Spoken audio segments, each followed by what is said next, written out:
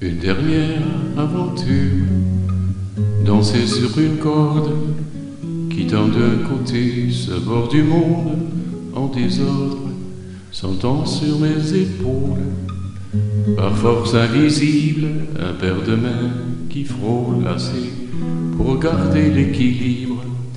Un rêve oublié trop tôt qui retient mon désir de traverser ce trajet trop vide, qui me fait instrument même si mon rôle soit si petit dans cette pièce inédite.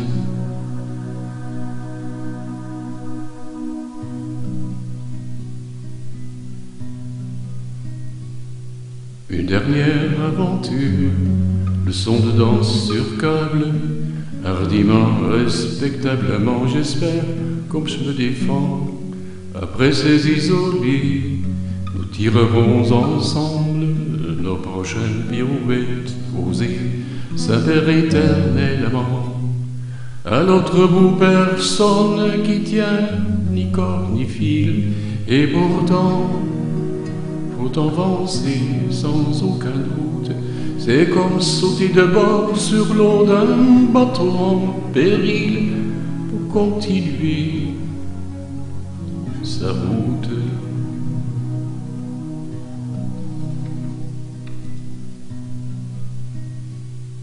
Heureux qui, comme Ulysse, a fait un beau voyage, ou comme celui-là qui conquit la toison, et puis est retourné, plein d'usage et raison, vivre entre ses parents pour le tout dernier voyage.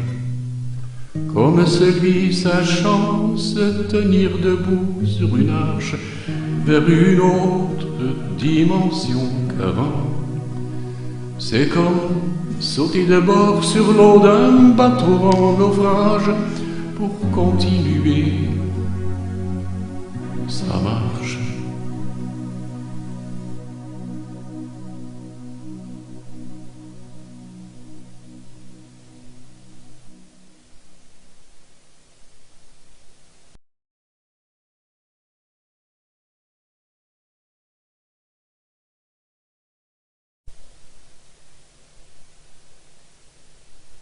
Démocratie en tant que humanocratie.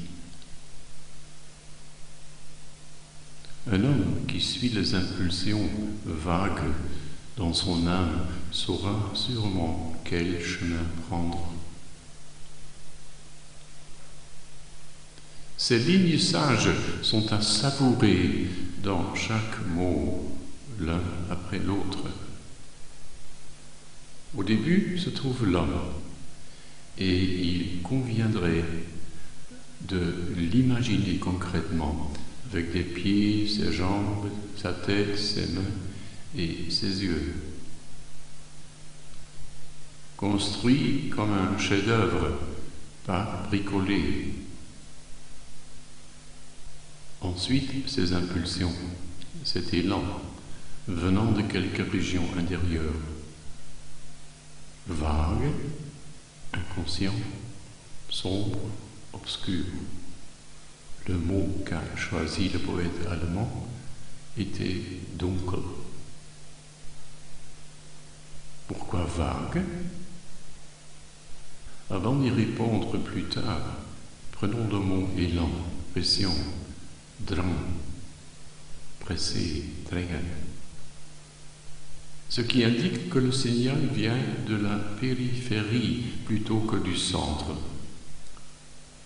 S'il venait du centre, il aurait choisi le terme volonté, mais il n'a pas, et cette pression nous pousse vers un but imprécisé. Si cette pression ne sera pas canalisée du tout, à la fin, elle nous poussera aux abois. Mais ne vous inquiétez pas, la cellule de cet homme, dans sa pression inconsciente et obscurcie, saura toujours où aller. Ah, tout est bien qui finit bien. Mais maintenant, l'adjectif vague, obscur, sombre. La cellule sauvatrice n'est pas vide, elle est pleine de plasme et d'autres attributs utiles. Surtout, son centre est impressionnant. Il est en communication directe avec chaque galaxie, ainsi qu'avec la force qui est à la base de tout. Toutes ces formes, ces odeurs, ces sons, ces substances, à leur recherche de plus de conscience, de co-savoir, connaissance dans les cohérences les plus secrètes. Cette force n'aime pas le prédicat Dieu, mais préfère Ein Sof. Malheureusement, à un croisement omineux de l'histoire, ces liens furent coupés obligatoirement, volontairement, les deux, qui sait, vraisemblablement pour des raisons pédagogiques. Car il existe des détours sensés afin que l'aventure dans sa totalité soit un succès final. Conséquence étrange de cet embrouillement, 95% du matériel génétique est encore présent, mais sans fonction. On l'appelle junk DNA, junk DNA. Et cet entassement inutile n'a aucune influence positive sur l'efficacité de nos cellules, ce qui a dégradé ces impulsions internes en une faculté engloutie. Homo sapiens. De là, l'urgence de changer de nutrition envers une qui est plus tolérable pour l'esprit.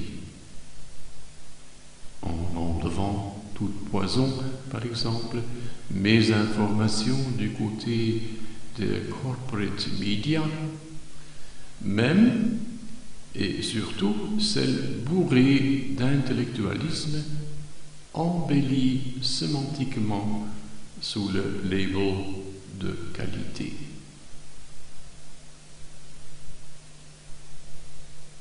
S'il arrive que des perturbations dérangent le système cellulaire, le cerveau en est mis au courant, ce qui nous livre souvent des douleurs.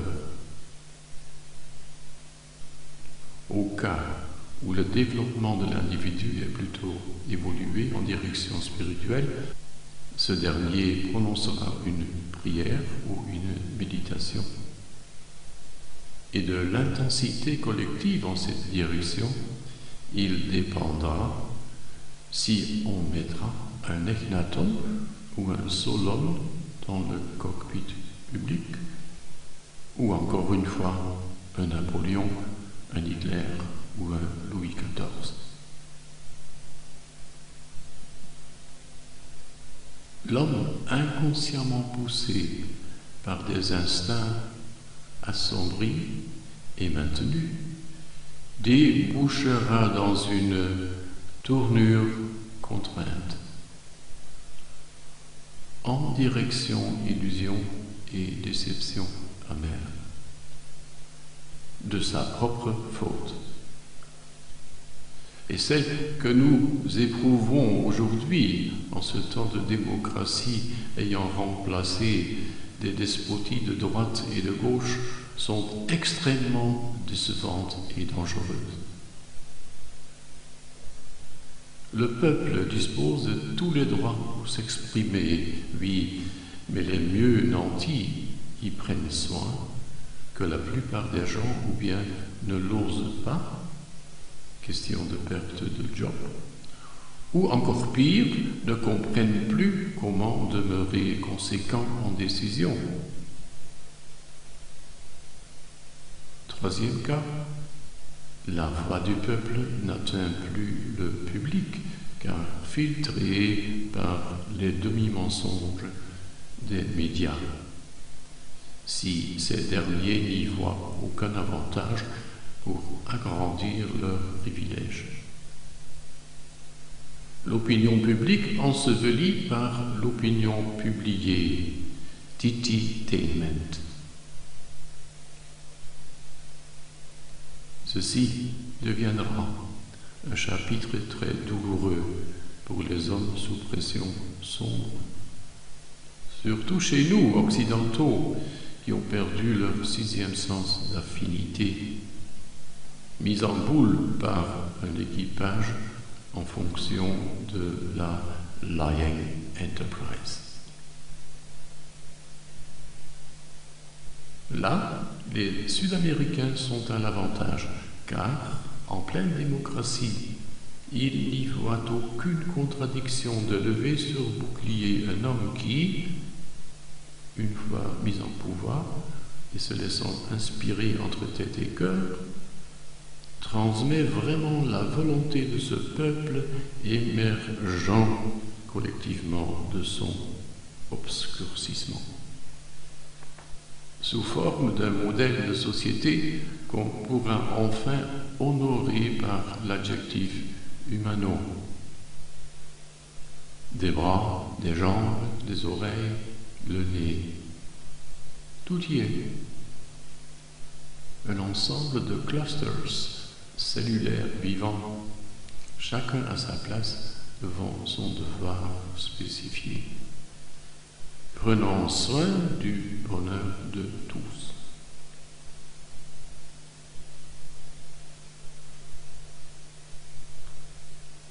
Au cas où ceci ne se réalisera pas, qu'est-ce qui nous attend? Quel sera le cadeau envenimé de la Lying Enterprise? Mais tout le monde le sait, car tout le monde connaît la fable de cette tête désapprouvante qui, d'un regard plein de dédain pour son derrière, pensa que je suis content de ne pas être comme celui-là. Et bientôt a péri faute de considération. Récemment, on a pu constater que le contraire commence à se manifester également. Le derrière réprouve la tête et même le cœur, ce qui n'est pas très profitable non plus pour l'organisme et ses environs. Quelle puanteur!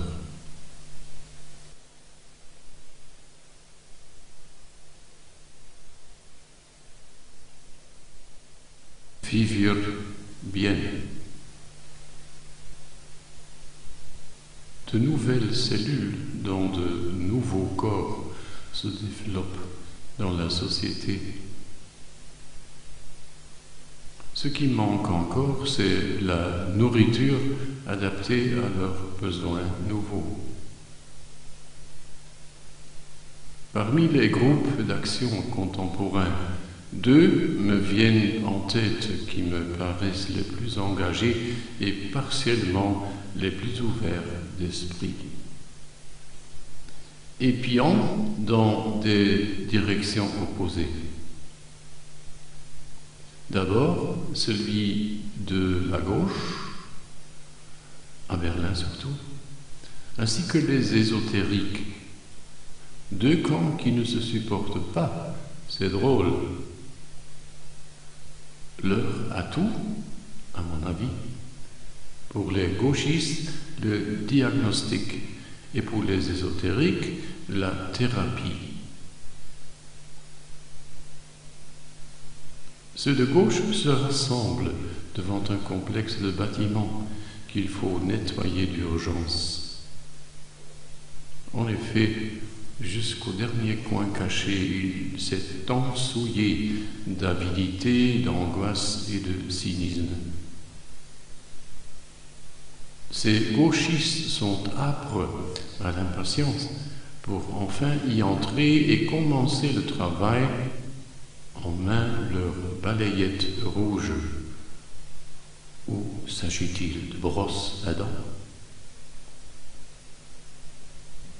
Devant la porche d'entrée sont déposés des aspirateurs puissants, comme des Kärcher énergétisés par une sorte d'électricité éthérique.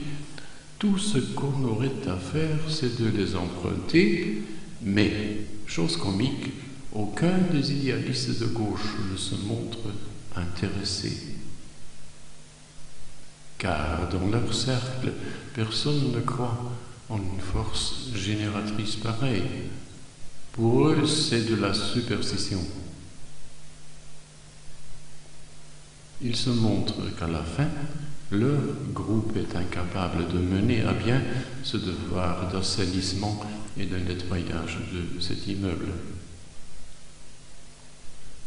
Frustrés, fatigués et sans espoir, ils se disputent entre eux au sujet de leur balayette rouge. De l'autre côté de l'immeuble, il y a une deuxième porte d'entrée, et c'est là que les ésotériques ont été rassemblés. Je dis bien ont été, parce que eux, c'est contre gré qu'ils entameraient éventuellement ce nettoyage. Voyant ces aspirateurs, ils croient en leur potentiel énergétique, pourtant manifestent de suite leur aversion, car ils n'éprouvent vraiment aucune envie de participer à cette purification d'un bâtiment si pourri, ni dans le présent ici, ni dans aucun futur. Le monde, d'après eux, c'est du Maya, après tout, une chimère. Alors, pas intéressant, le monde là-dedans de toute façon. Ce qu'ils aiment nettoyer, c'est leur cher corps, tout comme leur salle de méditation et de yoga jusqu'à la stérilité. Ces lieux sanctifiés se trouvent assez loin de là, et si on s'y rendait et oublierait de freiner, on déboucherait certainement dans la Suisse d'Ackermann. Je n'ai pas dit Suisse. Et quel est dans tout cela le sort final de cet immeuble? En fait, le devoir par excellence présenté à ces deux groupes. Il reste crasseux et le monde qui attend jusqu'à ce qu'il se passe un miracle. Ce miracle pourrait se présenter comme si les gauchistes deviennent plus inspirés et les ésotériques plus lestes, plus alertes, plus hardis.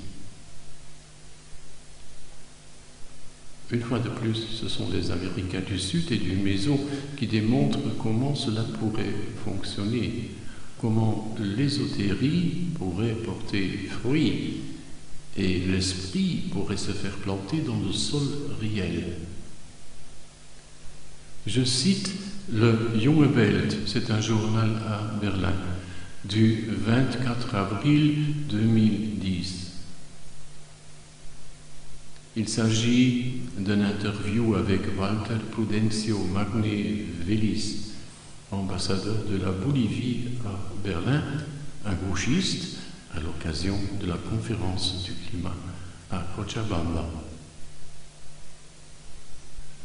Que furent les principaux résultats de cette rencontre? Climat futur, climat présent, ingénierie génétique, Cancun, etc. On a aussi traité le sujet des droits de la terre. Avant, ce concept n'avait jamais trouvé intérêt, mais cette fois-ci, les mouvements sociaux divers ainsi que quelques gouvernements ont décidé qu'il s'agit là d'une question décisive. Et c'est comme ça qu'à partir de Cochabamba, le défi est lancé vers le monde entier de s'occuper de cette question des droits de la Terre. Une telle vision sur la Terre comme personne juridique devrait paraître étrange pour des mentalités occidentales européennes. Pourriez-vous clarifier un peu cette conception, Alice? Il existe des tas de noms qui désignent notre planète. Certains préfèrent le mot nature. Nous, par contre, on parle de la Terre mère, car selon nous, cette planète est un être vivant qui rend la vie possible en nous livrant de l'eau, l'élément fondamental. Dans la conception des indigènes, nous avons une terre et un cosmos, nos parents, et ceci nous permet de vivre en harmonie. La terre est liée à l'éthique de Leibniz, qui signifie complémentarité et réciprocité, et du vivere bien, ce qui veut dire la vie en dignité. C'est comme ça le fondament de la vision cosmique des Indigenas.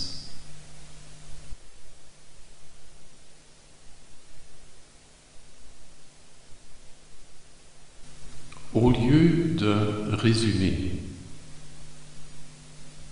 je le ferai à partir du phénomène pension à 67 ans, rallongement du curriculum, de la carrière de travail. Dans le fond, ceux qui défendent cette idée sont des descendants dignes, entre guillemets, des scolastiques du XIIIe siècle, qui ont attribué de façon déterminante à l'abêtissement et à la manipulation de l'humanité en brandissant leur COS, cahier 1. L'idée, cahier 1, pension juste et raisonnable, elle devrait se réaliser juste et raisonnable, ce qui veut dire tout ce qui aide à favoriser une vie pleine de sens. Cahier 1. Le traité des générations s'y arrange des deux côtés. Les nouveau-nés, les enfants et les jeunes gens seront élevés, nourris et éduqués, et les vieux soignés. Ce traité n'est pas écrit sur document, il vaut simplement. Jusqu'ici, pas de problème. Maintenant, les sommes nécessaires aux pensions sont ramassées pour 2/3 à partir de contributions et pour 1/3 par des taxes. On pourrait supposer que ces sommes seraient entassées dans un pot et puis après réparties d'après contribution. Rien de tout cela. Ce n'est pas le cas, bien sûr. Une caisse pareille n'existe pas et ce qui fut mis à côté ne suffit que pour 6 jours. La notion contribution n'est qu'une COS, cahier 1. Il n'implique dans son ensemble que les cotisations virtuelles et synchrones pour l'année de taxation courante de tous les salariés réguliers.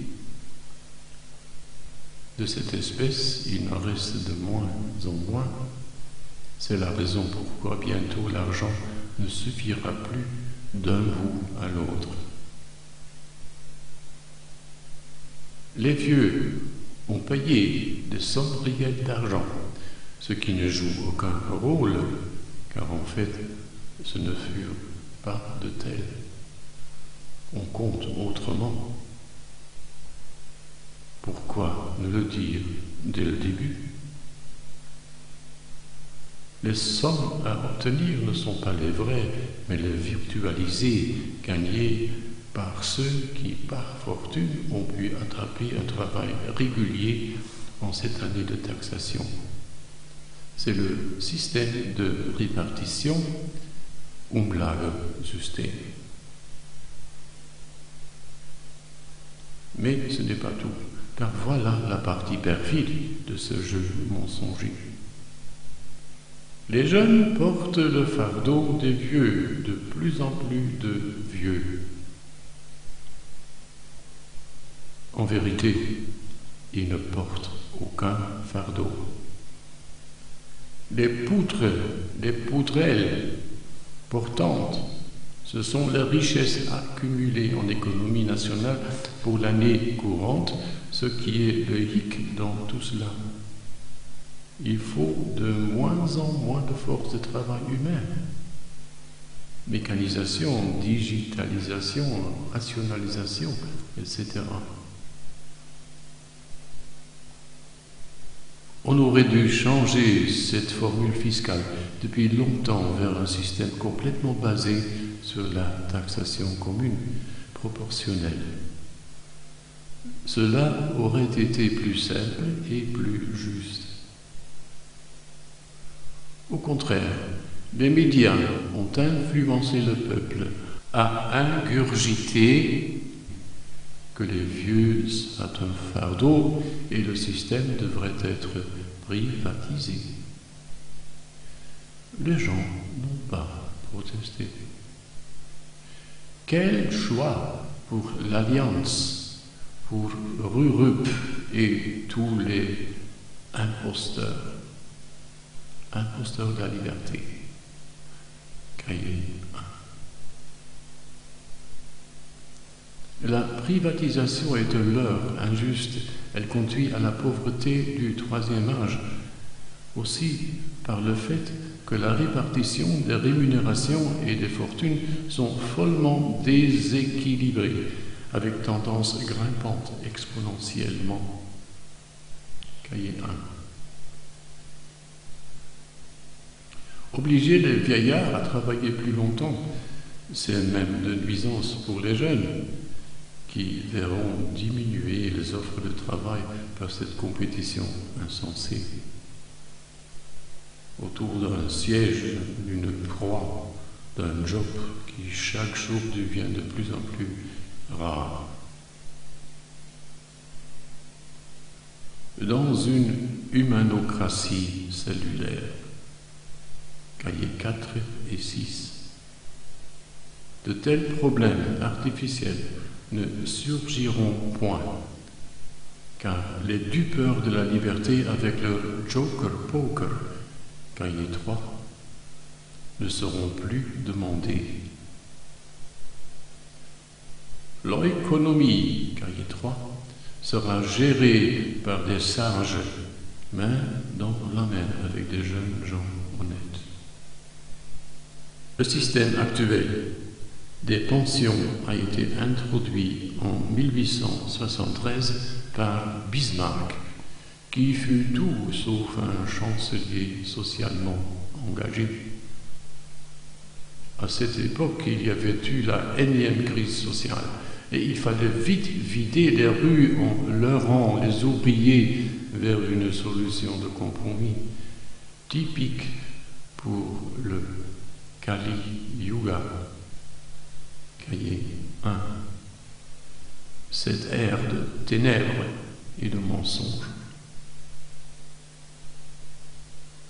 Aujourd'hui, le Kali Yuga touche à ses fins et une fois balayé définitivement, aucun Bismarck, aucun Napoléon ou Louis XIII n'aura plus la moindre chance de nous embêter avec un gouvernement sous égide du Lion Enterprise. Cahiers 1 et 3. D'autres qualités seront demandées au-delà de cette profilisation égoïste, rivalorisant les idéaux du haut Moyen-Âge. cahier 5. Et cette fois catapultant la société directement dans une ère nouvelle, sans avoir à prendre le détour par des installations d'illumination illusoire, cahier 1, ou des renaissances blank, cahier 5 et 6.